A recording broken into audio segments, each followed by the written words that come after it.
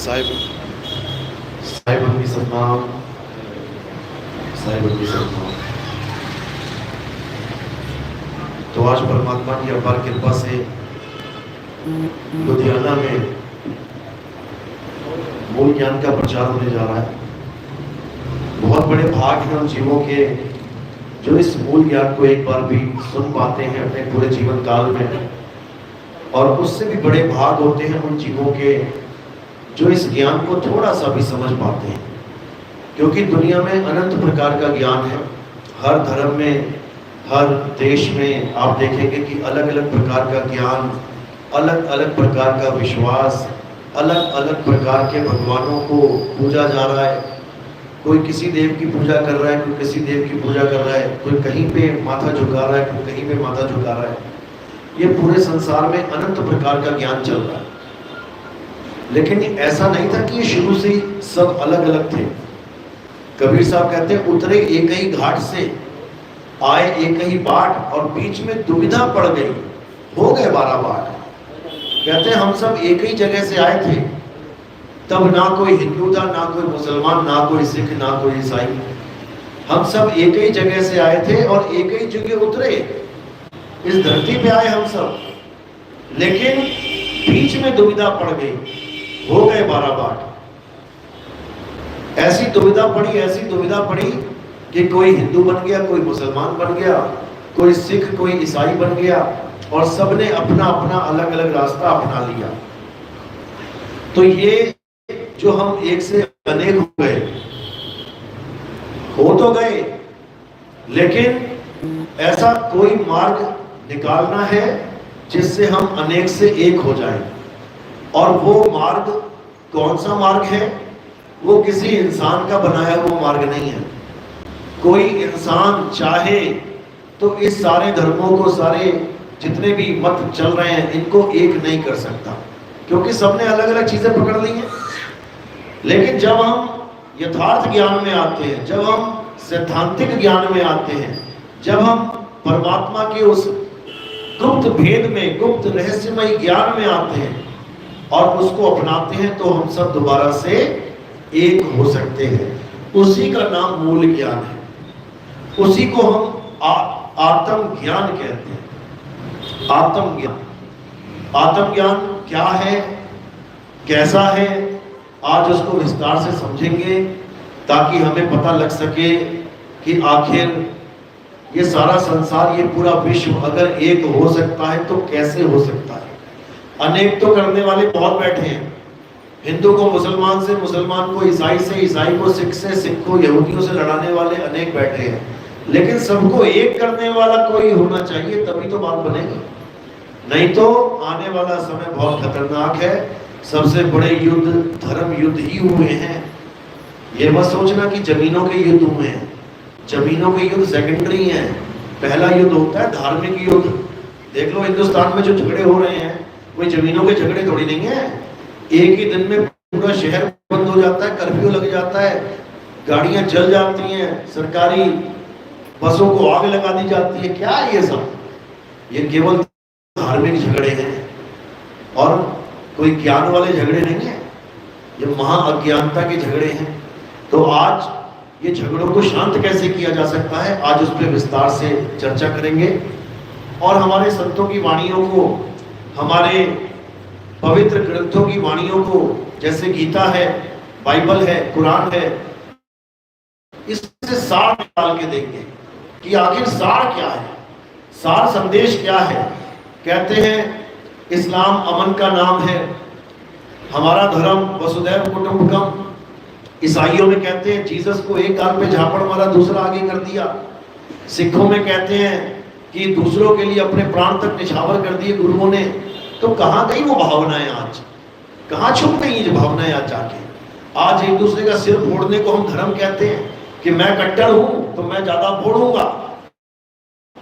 इसको दिमाग से निकालना है और प्रेम का एक संदेश पूरे विश्व में पहुंचाना है, क्योंकि हमारा देश विश्व गुरु है और इसका मूल सिद्धांत वसुधैव कुटुंबकम है, यानी सारा विश्व हमारा परिवार है। तो अगर हमारे देश से वो चिंगारी नहीं निकलेगी सारी दुनिया को एक करने की, तो कहां से निकलेगी? यहीं से निकलेगी। इसी को गजवाए हिंद बुलाए। आपने सुना होगा गजवाए हिंद, सुन के बड़ा करंट लगता है कि नहीं नहीं नहीं, हम नहीं होने देंगे गजवाए हिंद। लेकिन अभी किसी को गजवाए हिंद का मतलब तक नहीं पता। और जो मुसलमान ये कहते हैं कि हिंदुस्तान को इस्लामिक कंट्री बनाना गजवाए हिंद है, उनसे बड़ा मूर्ख कोई नहीं है इस दुनिया में। आप देखेंगे जो समझदार मुस्लिम है, जो कुरान बाइबल सब ग्रंथों को पढ़ के बैठा है, हदीसों को पढ़ के बैठा है, आप उनसे एक बार पूछेंगे ना कि गजवाए हिंद कहते किसे हैं, वो क्या जवाब देंगे आपको कि भाई इस चीज को गलत फहमी में मत लेना बिल्कुल भी कि गजवाए हिंद का मतलब है हिंदू राष्ट्र को मुस्लिम राष्ट्र बना देना। बिल्कुल नहीं। वो क्या बोलेगा कि हदीसों में ये कहानी आती है, पूछा जाता है, लोग पूछते हैं किससे? मोहम्मद साहब से। मोहम्मद साहब क्या करते थे? अरब देश में खड़े होके हिंदुस्तान की तरफ देखते थे, यानी पूरब दिशा की तरफ देखते थे। जब वो पूरब दिशा की तरफ देखते थे तो उनको खुशबू आती थी। जब उनको खुशबू आती थी तो वो मुस्कुराते थे। तब लोग उन्हें पूछते थे कि मोहम्मद साहब जी, आप पूरब दिशा की तरफ देख के मुस्कुराते क्यों? तब उन्होंने क्या बोला उस समय पे, 1400 साल पहले? कहते तुम्हें नहीं पता, हिंदुस्तान से एक ऐसा ज्ञान उजागर होगा, हिंदुस्तान से एक ऐसा ललकार ज्ञान का युद्ध होगा जो सारी दुनिया को फतेह कर लेगा। उसी को गजवाए हिंद नाम दिया गया है, और वो किसी और का नहीं, वो हमारे 10वें अवतार कल्कि भगवान का जिक्र है। कहां पे आएंगे कल्कि भगवान? हिंदुस्तान में, संभल में। उसी का जिक्र सारे संतों ने किया। बाबा नानक ने कहा कि होर भी उठसी मर्द का चेला। उसी का जिक्र बुद्ध जी के ग्रंथों में मिलता है कि एक मैत्रेय बुद्ध आएंगे। उसी का जिक्र ईसाइयों में मिलता है कि बाइबल में बोला है कि second coming, Jesus second coming आएंगे, घोड़े पे बैठ के आएंगे, तलवार लेके आएंगे। उसी का जिक्र इमाम मेहदी के रूप में बोला गया है कि घोड़े पे बैठ के आएंगे, तलवार लेके आएंगे। उसी का जिक्र यहूदियों में बोला गया है कि इलियास नाम का एक शख्स आएगा जो सारी दुनिया में अमन शांति को ले आएगा। इससे ये तो समझ में आता है कि हर धर्म जितने भी दुनिया में चल रहे हैं ये सब चाहते तो शांति ही है। इसलिए इन्होंने एक ऑप्शन छोड़ रखी है जो पूरे विश्व को शांति की लहर में लेके आएगा। हिंदुओं ने उसको कल्कि अवतार बताया, मुसलमानों ने उसको इमाम मेहदी बताया, ईसाइयों ने उसको जीसस सेकंड कमिंग, एक बार जा चुके हैं लेकिन फिर भी आस लगा के बैठे कि आएंगे दोबारा। इनसे पूछो कोई आया दोबारा मरने के बाद? लेकिन फिर भी आस लगा के बैठे हैं। क्यों? क्योंकि जीसस ने भी कहा कि मेरे जाने के बाद एक बार फिर से ये ज्ञान उजागर होगा पूरे संसार में। महात्मा बुद्ध ने बोला कि मैं तो चला जाऊंगा लेकिन एक बुद्ध और आएगा। क्या नाम बताया उसका? मैत्रेय बुद्ध। नेट पे सर्च करोगे मिल जाएगा। यानी हर संत ने, हर पीर ने, हर पैगंबर ने यही बताया कि जब धर्म के नाम पे इतना ज्यादा खून खराबा होने लग जाएगा, धर्म के नाम पे लोग एक दूसरे की जान के दुश्मन बन जाएंगे, जब प्राकृतिक आपदाएं इतनी ज्यादा हो जाएंगी कि गली गली में डर बैठ जाएगा मौत का, भूकंप आएंगे, सुनामी आएंगी, पूरे शहर जल जाएंगे। यूएसए में देखो क्या हुआ, पूरा शहर लॉस एंजलिस नंबर 1 पे था, आग की ढेरी बन गया। उसके बाद इस संसार में एक ऐसी गूंज गूंजेगी जो पूरे विश्व को एक कर देगी। लेकिन वो एक कैसे करेगी उसके बारे में आज समझेंगे कि आखिर वो है क्या। क्योंकि हम भी कहते हैं कि कल्कि अवतार आएंगे तो पूरे विश्व को सनातनी बना देंगे, लेकिन सनातन है क्या आज इसको अच्छे से समझेंगे। क्योंकि हम देख रहे हैं कि हमारा जो हिंदू धर्म का जितने भी आदमी हैं, जितने भी लोग हैं, सबसे ज्यादा यही कन्वर्ट हो रहे हैं। आज हिंदू धर्म के लोग ईसाइयों की तरफ भाग रहे हैं, आज हिंदू धर्म वाले मुसलमान बनते जा रहे हैं। लेकिन तुम्हें हैरानी होगी कि कोई भी हिंदू होने को तैयार नहीं है। कारण क्या है? कारण केवल एक है, अज्ञान। और इस अज्ञान को अच्छे से खत्म करेंगे। और अज्ञान को खत्म करने के लिए हमारे पास एक बहुत ही दिव्य ग्रंथ है अपने हिंदू धर्म में, उसका नाम है पवित्र गीता। अगर हर हिंदू उस गीता को अच्छे से अध्ययन करना शुरू कर दे तो यकीन मानना एक भी ऐसा मजहब नहीं है जो सनातनी को हिला सके। मजहब क्यों बोला?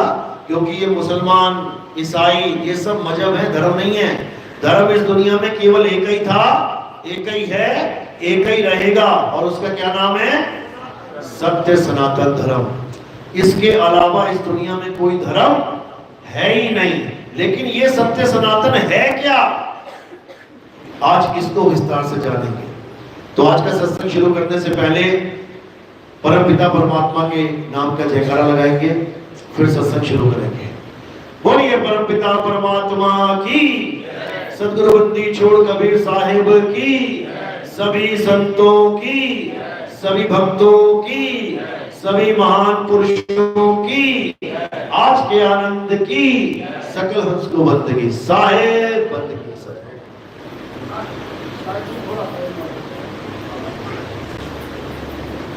तो आज इस मूल ज्ञान का उद्घोष लुधियाना में होने जा रहा है। इधर से जय सतनाम, जय साहेब, जय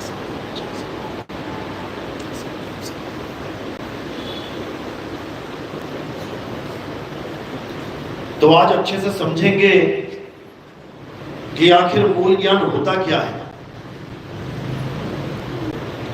सब संतों ने अपने ग्रंथों में दो ज्ञान का जिक्र किया। हर धर्म में, हर ग्रंथ में क्या बताया गया कि एक जिसे पवित्र ज्ञान कहते हैं और दूसरा जिसे मूल ज्ञान कहते हैं। ये दो प्रकार का ज्ञान पूरे विश्व में चलन में है। पहले प्रकार का जो ज्ञान है पवित्र ज्ञान, इसको क्या कहते हैं, ये क्या होता है?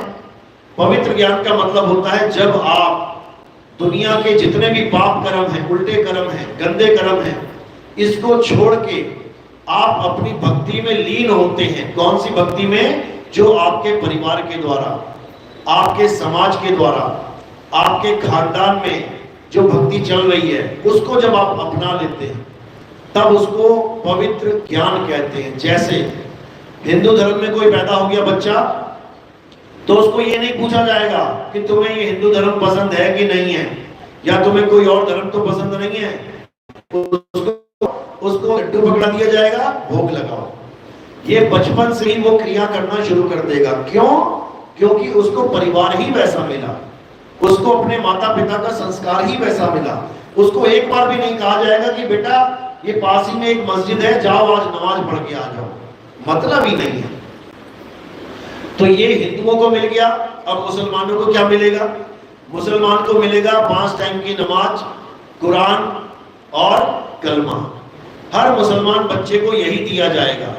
बचपन से ही उसे जहां ज्ञान सीखने के लिए भेजा जाएगा मदरसे में, वहां केवल और केवल इस्लाम धर्म की ही बातें बताई जाएंगी। एक बार भी नहीं बताया जाएगा कि गीता में भी कोई दिव्य ज्ञान है, गीता में भी कोई एक लाइन, कोई एक बात सच्ची लिखी है, हमें वो भी पढ़ लेनी चाहिए। कभी नहीं बताया जाएगा। वहां बस कूट कूट के ये भर दिया जाएगा कि जो कुरान पाक में लिखा है बस वही सच है। वही हाल ईसाइयों का है। जो ईसाई बच्चा पैदा हो गया ईसाइयों के घर में, अब उसको सीधे चर्च का रास्ता दिखाया जाएगा, उसको ईसा मसीह से जोड़ दिया जाएगा। यहोवा यहोवा हालेलुया हालेलुया करते पूरा जीवन बिता देंगे। एक बार भी ये नहीं कहा जाएगा कि दूसरे धर्मों में कुछ अच्छी चीजें हैं, जाके देख लो, शायद वो तुम्हें अच्छा लगे। नेवर, मतलब ही नहीं है। सिख धर्म में भी सेम ही कहानी है। सरदारों का बच्चा सरदार ही बनेगा, जाके गुरुद्वारे में माथा टेकेगा, ग्रंथ पढ़ेगा, बाणियां गाएगा, उसे किसी से मतलब नहीं है। ठीक है, कई जगह बहुत अच्छा विचार है कि सिख धर्म सब धर्मों को एक मान लेता है, हर जगह लंगर लगाता है, बहुत अच्छी बात है, क्योंकि अच्छे और बुरे हर जगह इंसान मिलेंगे आपको। तो ये जो ज्ञान आपको मिला ये पवित्र ज्ञान कहलाता है, यानी आप दुरात्मा यानी कि चोर डकैत बनने से बच गए, अब आप एक पवित्र आत्मा बन गए, यानी परमात्मा की भक्ति करने वाला। वो बात अलग है कि हिंदू के हिसाब से या मुसलमान के हिसाब से या सिख धर्म के हिसाब से या ईसाई के हिसाब से कर रहे हो, वो बात अलग है। लेकिन भगवान की भक्ति कर रहे हो, किसी एक ताकत को मान रहे हो, उससे डर रहे हो, पाप करने से बच रहे हो, इतना बहुत है तुम्हें एक पवित्र आदमी, पवित्र इंसान, पवित्र आत्मा कहने के लिए, बहुत है इतना। अब जो अगला ज्ञान है जिसे मूल ज्ञान कहते हैं, वो जरा अलग है, वो बिल्कुल अलग है इससे।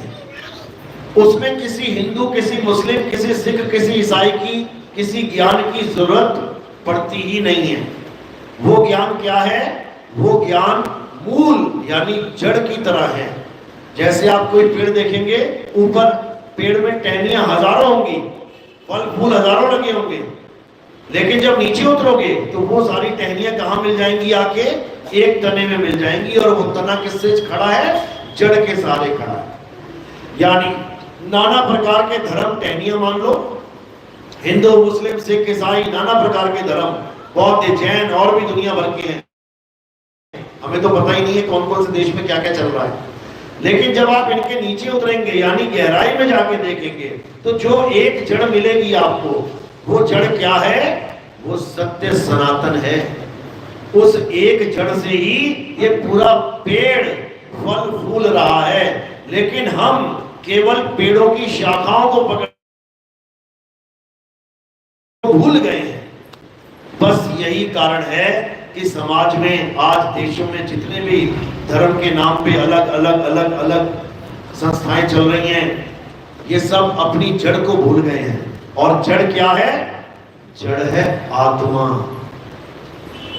जड़ है आत्मा, जिसकी महिमा गीता में भरी पड़ी है। किसने करी है महिमा उसकी? कृष्ण जी ने। जब आप गीता का ज्ञान उठा के देखेंगे तो आपको पता लगेगा कि कृष्ण जी ने एक बार भी ये नहीं कहा कि मेरे शरीर की पूजा करो, या मेरा नाम जपो, या मेरे मंदिर बनाओ, या मेरे किसी भी मेरे नाम पे कोई हवन यज्ञ कर डालो। ऐसा कुछ नहीं बोला गया। क्या बोला गया? केवल एक ही चीज समझाई गई अर्जुन को। अध्याय 2 पढ़ेंगे, पूरा विस्तार में मिल जाएगा। क्या कहते हैं? हे अर्जुन, इस दुनिया में केवल एक ही सत्य है, उसके अलावा जो कुछ भी तुम्हें दिख रहा है वो असत्य है। तो सत्य क्या है? हे अर्जुन, केवल आत्मा ही सत्य है। और किसके लिए सत्य है? हिंदुओं के लिए? बिल्कुल नहीं। वो आत्मा मुसलमानों के लिए भी सत्य है, ईसाइयों के लिए भी सत्य है, सिखों के लिए भी सत्य है। वो आत्मा सब जीवों के लिए सत्य है। क्यों? क्योंकि आत्मा ही है जो हम सब का जीवन का कारण है। आज हमारा शरीर चल रहा है किसकी वजह से? आत्मा की वजह से। आज हम जयकारे लगा रहे हैं, जय श्री राम। मुसलमान गा रहा है अल्लाहू अकबर, सिख भाई बोल रहा है जो बोले सो निहाल, सत श्री अकाल। ईसाई बोल रहा है यहोवा यहोवा। किसकी वजह से? आत्मा की वजह से। आत्मा है तो तुम कुछ भी जयकारे लगाओ, कुछ भी बोलते जाओ, और अगर आत्मा नहीं है तो कुछ भी नहीं है। इसलिए कृष्ण जी ने समझाया कि हे अर्जुन, इस दुनिया में केवल एक सत्य है और वो है आत्मा। आत्मा का ना तो कभी जन्म होता है, ना ही आत्मा की कभी मृत्यु होती है। आत्मा ना तो किसी शस्त्र के द्वारा काटी जा सकती है, ना तो जल इसे भिगो सकता है, ना वायु इसे सुखा सकती है। इसका कोई कुछ नहीं बिगाड़ सकता। हे अर्जुन, ये आत्मा परम सत्य है। ये आत्मा सत्य सनातन है। तो इस दुनिया में एक ही सनातन है, और उसी सनातन को हमने अपने जीवन में उतारना है। सनातन क्या है? अध्याय 2 24वां श्लोक गीता में क्या कहते हैं? हे अर्जुन, ये आत्मा अछेद्य है, ये आत्मा अखंड है, ये आत्मा अचल है, ये आत्मा सदा स्थिर रहने वाला, इसको कोई हिला नहीं सकता। ये आत्मा पुरातन है, ये आत्मा ही सत्य सनातन है। यानी जो हम कहते हैं कि हम सनातनी हैं, हमारा धर्म सत्य सनातन है, तो सत्य सनातन धर्म का मतलब क्या है? जो अपनी आत्मा को जान लेगा, जो अपनी आत्मा का दर्शन करेगा, जो अपनी आत्मा का अनुभव करेगा, वही सनातनी है। और कोई सनातनी नहीं है कि आत्मा के अलावा किसी पेड़ की पूजा करने को सनातनी कहते हैं, या किसी जानवर की पूजा करने को सनातनी कहते हैं, या किसी पत्थर की पूजा करने को सनातनी कहते हैं। बिल्कुल नहीं कहते। सनातनी एक था, एक है, एक रहेगा। और सनातनी क्या है? हे अर्जुन, जो अपनी आत्मा में रमण करते हैं, अध्याय 3 17वां श्लोक पढ़ो, इसको घोट के पी जाओ जीवन में, अगर सच में सत्य सनातनी बनना है। तो कहते हैं, हे अर्जुन, जो अपनी आत्मा में रमण करते हैं, जो अपनी आत्मा में तृप्त हैं, जो अपनी आत्मा में संतुष्ट हैं, उनके लिए कोई धार्मिक कर्म कर्तव्य लागू ही नहीं होता। यानी उसे अब किसी पवित्र ज्ञान की जरूरत नहीं है, अब उसे मूल ज्ञान मिलने वाला है। यानी अगर वो हिंदू है और पूरी उम्र किसी मंदिर में मत्था टेकने ना जाए, अगर वो मुसलमान है और पूरी उम्र किसी मस्जिद में मत्था टेकने ना जाए, अगर वो ईसाई है, सिख भाई है और पूरी उम्र किसी चर्च या गुरुद्वारे में भी ना जाए, लेकिन अगर अपनी आत्मा को जान ले, तो 101% उसका कल्याण हो जाएगा। उसका जन्म मरण का बंधन हमेशा हमेशा के लिए टूट जाएगा। गुरु ग्रंथ साहब में भी वाणी आती है कि आत्मदेव पूजिए, गुरु के सहज सुभाए। हमारी दसों पातशाहियों ने क्या जिक्र किया कि अगर कोई आत्मा को जान लेता है, आत्मज्ञानी बन जाता है, तो वो इस संसार से मुक्त हो जाता है। क्यों? क्योंकि हमारा राम हमारी आत्मा में ही छुपा हुआ है।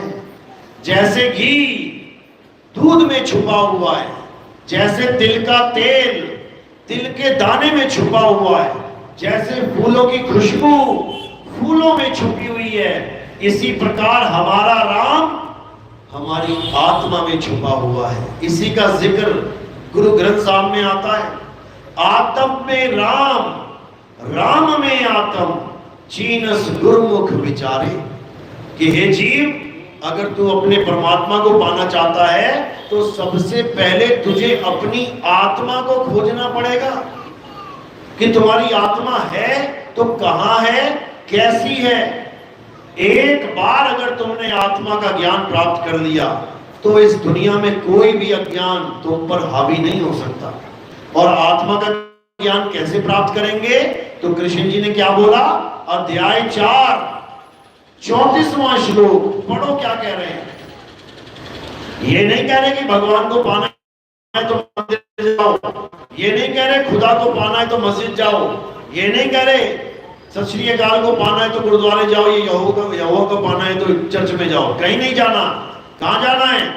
हे अर्जुन, अगर तुम आत्मा रूपी सत्य को पाना चाहते हो तो तुम ऐसे तत्वदर्शी संत की शरण में जाओ जो असत्य और सत्य दोनों प्रकार के तत्वों को जानता है। वो क्या करेगा? वो तुम्हारे जीवन से असत्य को हटा देगा और तुम्हें सत्य के साथ जोड़ देगा, सत्य से तुम्हारा संग करवा देगा। तब तुम क्या हो जाओगे? सत्संगी हो जाओगे। तो अध्याय 4 34वें श्लोक में और क्या बताया कि तुम उसके पास जाओ और क्या करो? दंडवत कर उसकी सेवा करके छल कपट रहित होकर उससे ज्ञान की दीक्षा मांगो। उससे पूछो कि आत्मा को कैसे प्राप्त किया जा सकता है। क्यों? क्योंकि आत्मा ही है जो 24 घंटे तुम्हारे साथ है। ना मंदिर 24 घंटे तुम्हारे साथ रह सकता है, ना किसी भगवान की मूर्ति 24 घंटे तुम्हारे साथ रह सकती है, ना किसी मस्जिद में कुरान पाक तुम्हारे 24 घंटे साथ रह सकती है, ना बाइबल तुम्हारे साथ 24 घंटे रह सकती है। कोई वस्तु तुम्हारे साथ 24 घंटे नहीं रह सकती। कौन रहता है तुम्हारे साथ 24 घंटे? आत्मा 24 घंटे तुम्हारे साथ है, लेकिन फिर भी हमें उस आत्मा का ज्ञान ही नहीं है। हमें आत्मा को छोड़ के हर चीज का ज्ञान है। सुई से लेके हवाई जहाज तक बना लिया हम लोगों ने। हम लोग धरती से लेके आसमान तक नाप रहे हैं। हमें हर चीज की खबर पता लग रही है, केवल एक चीज से अनभिज्ञ है, और वो है आत्मा। उसी आत्मा का ज्ञान देने के लिए कृष्ण जी को गीता बोलनी पड़ी। ये गीता केवल अर्जुन के लिए नहीं बोली थी। अगर केवल अर्जुन के लिए बोली होती तो हम तक गीता कभी पहुंच ही ना पाती। असल में ये गीता किसके लिए बोली गई? ये गीता पूरे विश्व के लिए बोली गई है, ताकि पूरा विश्व इस गीता के ज्ञान को समझे और ये जितना भी धर्म के नाम पर मतभेद है ये सब खत्म हो जाए और सब वापस से सत्य सनातनी हो जाएं। क्योंकि अभी क्या बन बैठे हैं? अभी सत्य सनातन को भूल गए हैं और क्या पकड़ लिया है? ये मेरा धर्म, ये तेरा धर्म, ये उसका धर्म, ये फलाना, ये ठिकाना धर्म। धर्म केवल एक था, एक है और एक रहेगा, और वो है सत्य सनातन धर्म। और इसको कोई नकार नहीं सकता, क्योंकि हर धर्म की आप देख सकते हो कब शुरू हुआ है, वो उसकी मियाद क्या है आप देख सकते हो, कितने 100 साल पहले चालू हुआ। हर धर्म आप जान सकते हो, लेकिन एक ऐसा धर्म है सत्य सनातन धर्म जिसका कोई आदि और अंत नहीं है। कोई बता ही नहीं सकता कि ये सत्य सनातन धर्म कब चालू हुआ। क्यों? क्योंकि आत्मा ही सत्य सनातन है। तुम राम जी की डेट ऑफ बर्थ पता कर सकते हो, तुम श्याम जी का डेट ऑफ बर्थ पता कर सकते हो, तुम मोहम्मद साहब का डेट ऑफ बर्थ पता कर सकते हो, तुम ईसा मसीह का डेट ऑफ बर्थ पता कर सकते हो, तुम सबका डेट ऑफ बर्थ पता कर सकते हो। किसका डेट ऑफ बर्थ नहीं जान सकते? आत्मा का। क्यों? क्योंकि आत्मा का कोई डेट ऑफ बर्थ है ही नहीं। ये आत्मा अजन्मा है, ये आत्मा नित्य है, ये आत्मा शाश्वत है, ये आत्मा पुरातन है, ये आत्मा सत्य सनातन है। इतना तो समझ में आ गया। लेकिन अब आत्मा का ज्ञान क्या है? आत्मा का ध्यान क्या है? आत्मज्ञानी करता क्या है? अब इसको समझना है। जैसा कि नाम में ही अर्थ छुपा है, आत्मा। आत्मा का मतलब क्या होता है? आत्म में आ। आत्म मतलब खुद में। जब हम कहते हैं अपनी आत्म कथा लिखो, तो किसकी कथा लिखते हो? गांधी जी की, नेहरू जी की? किसकी लिखोगे? खुद की। आत्म कथा यानी खुद की कथा। अगर कोई कहे कि मैं आत्महत्या करना चाहता हूं, तो किसकी हत्या करना चाहता है वो? पड़ोसी की? किसकी? खुद की। अगर कोई कहे कि मैं आत्म रक्षा के लिए ये पिस्तौल लेके घूम रहा हूं, तो किसकी रक्षा के लिए घूम रहा है? पड़ोसियों की या गांव वालों की? खुद की। जहां आत्म शब्द जुड़ जाए वहां खुद से मामला जुड़ जाता है। जैसे कोई कहे मैं आत्मनिर्भर हूं, इसका मतलब क्या है? वो अपने चाचा ताया दादा पे निर्भर है। किस पे निर्भर है वो? खुद पे। तो जहां पे आत्म जुड़ गया, समझ लो तुम्हारी खुद की बात चल रही है वहां पे, किसी और की नहीं। इसी प्रकार जब हम कहते हैं कि आत्म ज्ञान, आत्म ज्ञानी, तो वो किसकी बात चल रही है? खुद की। आत्म ज्ञानी कभी किसी दूसरे का नाम नहीं जपता। आत्म ज्ञानी कभी किसी दूसरे की पूजा नहीं करता। आत्म ज्ञानी आत्मा के अलावा और किसी भगवान को नहीं मानता। क्यों? कारण क्या है? क्योंकि जितने भी भगवान, जितने भी आपको दिखाई दे रहे हैं, इन सब का आना और जाना निश्चित है। सब एक दिन आएंगे और अपनी लीला खत्म करके एक दिन चले जाएंगे। लेकिन आत्मा ना कभी आती है ना कभी जाती है, आवे ना जावे, जन्मे नहीं मरे सो निज पीव हमारा हो। यानी वो सदा सदा अचल अखंड अविनाशी है। उस आत्मा की महिमा ही गीता में गाई गई है। उस आत्मा की ही महिमा अष्टावक्र गीता में गाई गई है। उस आत्मा की महिमा वशिष्ठ गुरु ने गाई है। राम जी को जो ज्ञान दिया आत्मा का ही ज्ञान दिया।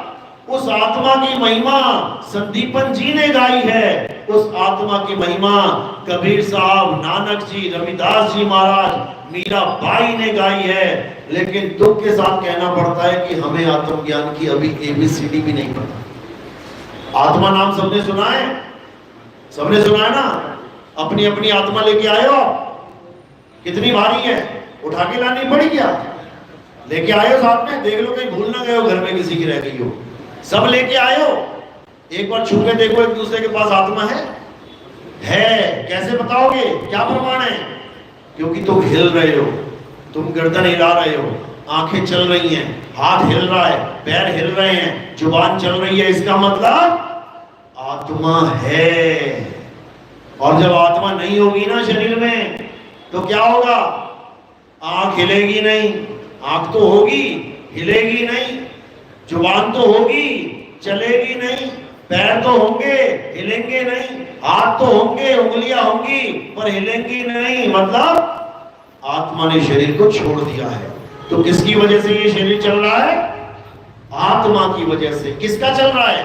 हिंदू का, मुस्लिम का, सिख का, ईसाई का? सबका चल रहा है।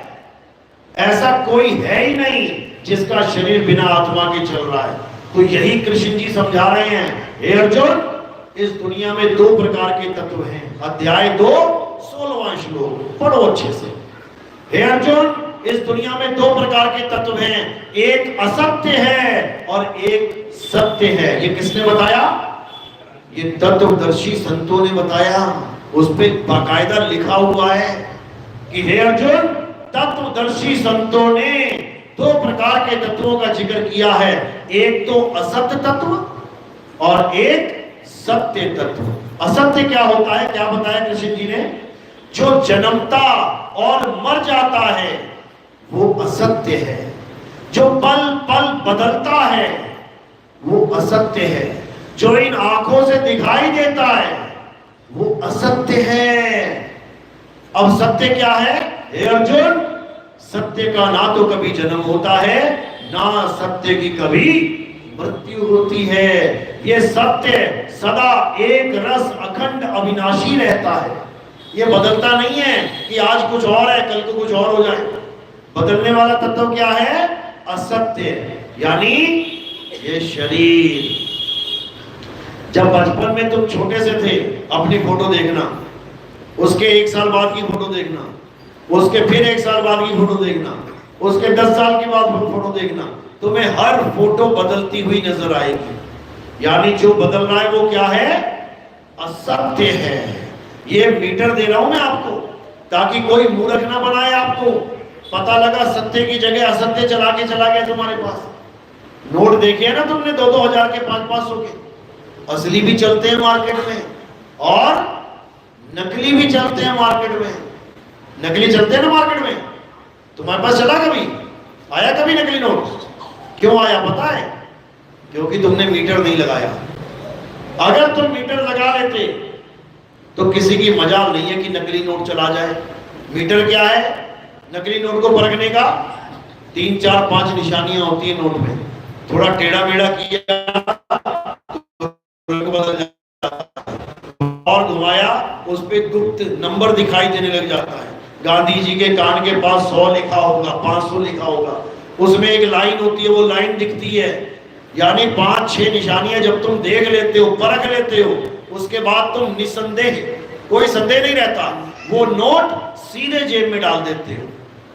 अगर तुमने नहीं परखा तो याद रखना 99.99% ये नकली हो सकता है। इतना समझ लो। तो इसी प्रकार कृष्ण जी समझा रहे हैं कि इस दुनिया में 2 प्रकार के तत्व हैं। हमने कौन सा तत्व धारण करना है ये समझा रहे हैं। तो पहला तत्व वो है जो जन्मता और मर जाता है, जो बनता और बिगड़ता है, यानी ये शरीर। यानी कि अगर कोई शरीर की पूजा कर रहा है, अगर कोई शरीर को भगवान मान रहा है, तो समझ जाना वो असत्य की पूजा कर रहा है। क्यों? क्योंकि ये शरीर जन्मता और मर जाता है, ये शरीर पल पल बदल जाता है। आप देखोगे बचपन में छोटी सी फोटो होगी, किसी की भी पूजा करते हो आप, और देखोगे वो बढ़ रहा है, धीरे धीरे धीरे धीरे बड़ा हुआ, बड़े से जवान हुआ, शादी ब्याह होगी, बूढ़ा हो गया, यानी बदल रही है चीज। और जो बदले सो माया, ये माया बदल रही है। और तुम गलती से अज्ञानता के कारण माया की पूजा में लग गए हो। अब जब माया की पूजा करोगे तो क्या मिलेगा अंत में? माया ही मिलेगी, समझ लो। सोने की खान खोदोगे तो क्या मिलेगा? सोना। और कोयले की खान खोदोगे तो क्या मिलेगा? कोयला। समझ लो। आम का पेड़ बोओगे तो क्या मिलेगा? आम। और बबूल का बोओगे तो क्या मिलेगा? बबूल। तो कृष्ण जी तत्वदर्शी संतों के आधार से हमें समझा रहे हैं कि आखिर हम पूजा करें तो करें किसकी। तो अगर हम शरीरों की पूजा करते हैं, किसी भी शरीर की, केवल मेरा तुम्हारा नहीं, सारे ही शरीर नाशवान हैं, सारे ही शरीर बदलते हैं, माया है। कृष्ण जी समझा भी रहे हैं, हे अर्जुन, ये जो मेरी माया तुम्हें दिखाई दे रही है, यानी मेरा जो शरीर तुम्हें दिखाई दे रहा है, ये मेरा सत्य स्वरूप नहीं है। अगर मुझे जानना चाहते हो तो तुम किसी तत्वदर्शी संत के पास जाओ, वो तुम्हें बताएगा कृष्ण क्या है। कहीं ये शरीर को कृष्ण मान के मत बैठ जाना। इसके पैर में तो तीर लग गया था, शरीर खत्म हो गया था, समझ लो। सत्य वो है जिसके तीर छू नहीं सकता। नैनम छिन्दन्ति शस्त्राणि, शस्त्र छू नहीं सकता। नैनम दहति पावका, आग जला नहीं सकती। न चैनम क्लोदन तापे, ना शोषयति मारुता, हवा सुखा नहीं सकती, जल भिगो नहीं सकता। वो है सत्य। लेकिन उसको पाए कैसे? क्योंकि इस असत्य की दुनिया में हम रह रहे हैं। आंखों से दिखने वाली हर चीज असत्य है। देखो खुली आंखों से क्या दिख रहा है? जो दिख रहा है तुम्हें वो झूठ है, और जो नहीं दिख रहा है वो सत्य है। नहीं, क्या नहीं दिख रहा? आत्मा नहीं दिख रही है। पंखा दिख रहा है, रॉड दिख रही है, बल्ब दिख रहा है, सब दिख रहा है। क्या नहीं दिख रहा है? करंट नहीं दिख रहा है। और जो नहीं दिख रहा है वही सब दिखने वाली चीजों को चला रहा है। बस इतना समझ। जो आत्मा नहीं दिख रही है वही सबको चला रही है। क्या हिंदू, क्या मुसलमान, क्या सिख, क्या ईसाई, वो इतना भी भेदभाव नहीं कर रहे, इतना भी भेदभाव नहीं कर रही वो। और उसे इससे कोई फर्क पड़ता भी नहीं है कि तुम किसकी पूजा कर रहे हो, किसकी नहीं। उसको कोई मतलब नहीं है इससे कि हिंदुस्तान में हो और मुगल आ गए, राम मंदिर तोड़ रहे हैं, तो मैं इसके हाथ रोक दूं, मैं इसको ताकत देना बंद कर दूं। वो आत्मा इन चक्रों से बहुत ऊपर है, समझ लो। वो सबको पावर दे रही है।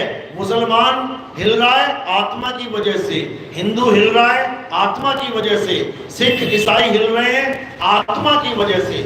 इसी आत्मा की महिमा सब संतों ने गाई है। अब करना क्या है? इसी आत्मा को जानना है। जब लगना चीनोगे आत्म, तब लगना मिली है परमात्म। आत्म चीने परमात्म चीने, संत कहा वह सोए, और यह भेद काया से न्यारा, बूझे बिरला को। यानी शरीरों की पूजा करने वाले तो बहुत मिल जाएंगे, लेकिन आत्मा की पूजा करने वाला बिरला। कहते हैं लाखों करोड़ों में कोई एक होगा जो तुम्हें आत्म ज्ञान समझा दे, नहीं तो ये समझ में नहीं आता मेरे भाई। तो इसी आत्मा की महिमा सब संतों ने गाई। इसी आत्मा को सत्य सनातन बोला जाता है। तो असत्य क्या है? ये काया असत्य है। और क्या असत्य है? अब जो पेड़ों की पूजा कर रहे हैं, कोई पीपल की, कोई तुलसी की, आज वो हरी भरी है, कल देखोगे सूख गई, हरा पत्ता पीला हो गया, यानी बदल गई। जो बदले सो माया, वो असत तत्व है। असत्य की पूजा करोगे असत्य ही प्राप्त होगा, इसकी पूजा नहीं करनी है। अब आगे बढ़ते हैं। आगे क्या है? ये नाम, ये जितने भी नाम आप बोल रहे हो, A to Z किसी भी धर्म का कोई भी नाम जो जपने में आ रहा है, अब उसको बोल के देखो कि क्या वो बदल तो नहीं रहा। ये मीटर दे रहा हूं आपको मैं, जो चीज बदल जाए वो सत्य नहीं हो सकती। आपका कोई दोस्त भी है, कहीं कोई चक्कर पड़ गया पुलिस का, अब वो जाके उसने गवाही दे दी तुम्हारे पक्ष में, और कल को वो बदल जाए, तुम क्या कहोगे? बड़ा झूठा आदमी है तू तो यार, यानी तू सच्चा नहीं है, तू सत्य नहीं है। अगर तू सत्य होता तो दुनिया इधर से उधर हो जाती, लेकिन तू ना बदलता। लेकिन तू बदल गया, इसका मतलब तू असत्य है, झूठा है। यही मीटर है। कृष्ण जी गीता में यही समझा रहे हैं। और कोई गीता ऐसा ज्ञान नहीं है कि तुम पढ़ दो तुम्हारी मुक्ति हो जाएगी, ऐसा कुछ नहीं है। गीता का ज्ञान क्या है कि तुम जीते जी अपनी आत्मा को जान लो। जिसने अपनी आत्मा को जान लिया, समझ जाना उसने कृष्ण जी को जान लिया। और जो कृष्ण जी को शरीर मान के बैठा है, 2 हाथ 2 पैर सिर पेट कंधे जांग, वो माया को ही कृष्ण मान बैठा है। क्योंकि ये काया ही माया है। ये 5 तत्व और 3 गुणों की माया है। इसीलिए इसे 8 अंगों की अष्टांगी देवी कहते हैं। माया का ही नाम क्या है? अष्टांगी देवी। 8 अंग कौन से हैं उसके? लोगों ने हाथ बना दिए। हाथ 8 नहीं है, 8 अंग हैं उसके। कौन कौन से? 5 तत्व 3 गुण, यानी आकाश वायु अग्नि धरती जल, ये 5 तत्व और 3 गुण, यानी पैदा होना रजोगुण, पलना सतोगुण और नाश हो जाना तमोगुण। ये सारा संसार अष्टांग है। 8 अंग है संसार के। ये सारा संसार 5 तत्वों से बना है और 3 गुणों से चल रहा है। सूरज उगता है सुबह, रजोगुण है। दोपहर में तपता है, सतोगुण है। रात को ढल जाता है, तमोगुण है। ये 3 गुणों में ही सारी सृष्टि चल रही है। भूतकाल, भविष्यकाल, वर्तमान काल, ये 3 गुण हैं। इसी 3 गुणों में सारा संसार लिप्त है। तो क्या बोल रहे हैं गीता में? हे अर्जुन, जो मेरी त्रिगुणी माया को लांग नहीं पाते, वो जन्मों जन्म 84 लाख जन्मों में भटकते हैं। और जो तत्वदर्शियों के बताए मार्ग पे चलते हैं, सत्य को खोज लेते हैं, आत्मा को जान लेते हैं, वो मेरी त्रिगुणी माया को सहज ही लांग जाते हैं। कितना स्पष्ट बता दिया। इतना खुलासा किसी और ग्रंथ में नहीं मिलेगा तुम्हें कि तुम बाइबल पढ़ लो, कि तुम कुरान पढ़ लो, कि तुम कोई और ग्रंथ पढ़ लो। गीता में इतना खुलासा कर रखा है कि अगर कोई तत्वदर्शी संत की शरण में बैठ के गीता पढ़ ले तो आपका जन्म सफल ना हो जाए तो कहना। तुम्हें किसी और धर्म में जाने की, छोड़ो, देखने की जरूरत नहीं पड़ेगी। क्योंकि सनातन धर्म अपने आप में इतना समृद्ध है कि आप सोच भी नहीं सकते। तुम आत्मा के बारे में सोच भी नहीं सकते। कैसी होगी आत्मा? नाम तो सुन लिया, लेकिन क्या उसका बोध हो गया? कभी नहीं हो सकता। जैसे मैं कहूं करंट, सुन लिया ना सबने, लेकिन झटका तो नहीं लगा ना। मैं 100 साल तक कहता रहूं करंट करंट करंट, तुम 100 साल तक सुनते रहो करंट करंट, लेकिन झटका नहीं लगेगा। झटका कब लगेगा? जब तुम करंट को छूओगे और एक पल में ज्ञान हो जाएगा। फिर कहना नहीं पड़ेगा, बेटा जो तूने पकड़ा है इसे करंट कहते हैं। उसी वक्त एक तत्क्षण में उसको पता लग जाएगा, बाप रे बाप ये है करंट। नहीं तो सारे मिलके भी उस एक आदमी को समझाना शुरू कर देना जिसको करंट का झटका नहीं लगा है, तुम्हारा सारा जन्म बीत जाएगा समझाते समझाते कि करंट क्या होता है, लेकिन वो समझ नहीं सकता। जब समझेगा तो एक पल में समझ जाएगा कि बेटा वो बोर्ड लगा है ना, उंगली डाले उसमें, तुझे अभी बताते हैं करंट क्या होता है। तो जो उसको ज्ञान सुनने में आया वो ज्ञान अनुभव ज्ञान नहीं है, जो उसको अनुभव में आया वो तत्व ज्ञान है, समझ लो। तो उसी जल में मीन प्यासी, देखत आवे हासी, आत्म ज्ञान के कभी काबा कभी काशी। कह रहे आत्म ज्ञान बिना नर भटके। जिस परमात्मा को तुम पाना चाहते हो वो तुम्हारी आत्मा में विराजमान है, लेकिन तुम उसे ढूंढने के लिए कहां कहां जा रहे हो। कभी किसी पहाड़ पे चढ़ जाते हो, कभी किसी रेगिस्तान में भाग जाते हो, कभी जंगलों में दौड़ जाते हो, कभी किसी नदियों में डुबकी मारने लग जाते हो, फिर वहां पे हादसे होते हैं, फिर हाहाकार होती है, फिर सरकारों पे उंगलियां उठाओ कि भाई उनकी वजह से मारे गए। मारे तुम अपने अज्ञान की वजह से गए हो। अगर तुम्हें आत्मा का ज्ञान हो जाए तो बताओ आत्मा तुम्हारे साथ कहां नहीं है। जहां तुम बैठे हो आत्मा वही है, जहां तुम खड़े हो आत्मा वही है। तुम आत्मज्ञानी बनो तो सही, लेकिन नहीं, आत्मज्ञानी नहीं बनना है। क्या करना है? वही जो पहले से चलता आ रहा है वही चलने देंगे। आत्मज्ञान लुप्त होने के बाद ही ये सारे धर्म, ये सारे पंथ प्रकाश में आए हैं। आत्मज्ञान खत्म हो गया तो नाना प्रकार का ज्ञान लिखना शुरू कर दिया लोगों ने। अगर एक आत्मज्ञान दोबारा से उजागर हो जाए तो बताओ दूसरी ऐसी कौन सी चीज है जो आत्मा के सामने खड़ी हो सकती है। क्योंकि इस दुनिया में चीजें ही दो हैं, एक असत्य और एक सत्य। जब सत्य ही आ गया तो फिर किसके आगे माथा झुकाओगे भाई? समझ लो, रात में अंधेरे में चांद और तारे ये सब बढ़ियाई खाते हैं। हम बहुत तेज हैं, हम बहुत चमकते हैं, हमारा बहुत अच्छा प्रकाश है, लेकिन जब सुबह सूरज उग जाता है तो ये सब प्रकाश खत्म हो जाता है। इसलिए इस दुनिया में सबसे बड़ा ज्ञान, सबसे ऊंचा ज्ञान, सबसे श्रेष्ठ ज्ञान कौन सा है? आत्म ज्ञान। इसके अलावा सब झूठ है, सब झूठ है। तो कबीर साहब यही समझा रहे हैं कि आत्मज्ञान बिना नर भटके, यानी भटकने में लग गए, उस सत्य को प्राप्त नहीं कर पाए। जब तक वो सत्य नहीं मिलेगा जब तक भटकना खत्म नहीं होगी। जैसे एक हिरण जिसकी नाभि में कस्तूरी है, अब वो है उसकी नाभि में लेकिन उसको ज्ञान नहीं है तो भटक रहा है।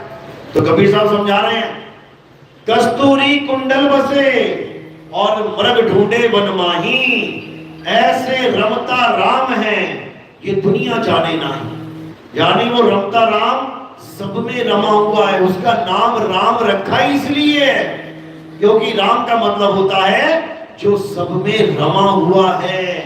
विष्णु का मतलब होता है जो विश्व के हर अणु में रमा हुआ है, जिसको उसने जीवित कर दिया है। ये अणुओं से बना है तुम्हारा शरीर। देखो कैसे जीवित हुआ बिक रहा है, गली गली में पाखंडवाद बिक रहा है। भगवान के नाम पे, अल्लाह के नाम पे क्या क्या चला रखा है, तुम सोच के हैरान हो जाओगे। इतना कुछ इस दुनिया में चला रखा है केवल एक ज्ञान के लुप्त हो जाने पर, और वो क्या है? आत्मज्ञान। और जैसे ही आत्मज्ञान आ गया अब तुम्हें किसी और ज्ञान की जरूरत नहीं, ये सब खत्म हो जाएंगे और एक आवाज जिसको सतनाम कहते हैं, उसी एक आवाज का झंडा सारे संसार में चलेगा। चलो, तो आज का सत्संग यही समाप्त करते हैं और अब आरती का समय है। आरती कैसे करनी है, किसकी करनी है? हमारे यहाँ आरती किसी फोटो की, किसी कैलेंडर की, किसी जड़ वस्तु की नहीं होती है।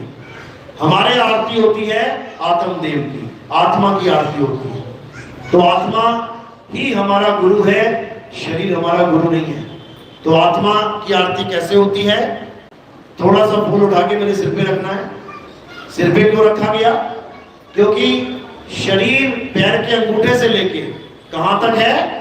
सिर की चोटी तक। तो ये पैर के अंगूठे से लेके सिर की चोटी तक एक नाशवान देह है। हमने ये फूल इस नाशवान देह से परे यानी आत्मा के चरणों में समर्पित कर दी है।